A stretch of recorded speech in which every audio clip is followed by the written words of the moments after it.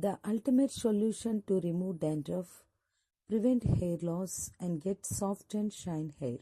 Hi friends, welcome back to my channel My Simple Remedies. Today we are discussing about an ultimate solution to remove dandruff, prevent hair loss and get soft hair. Ingredients are freshly homemade aloe vera gel, egg, glycerin and lemon. Take a mixer jar and grind all the ingredients well. And lastly, add 1 tablespoon of coconut oil into the mixer. Now, mixer is ready to use. Now, apply on the scalp and throughout the length of your hair and leave it for 45 minutes. Then wash off your hair with anti-dandruff shampoo.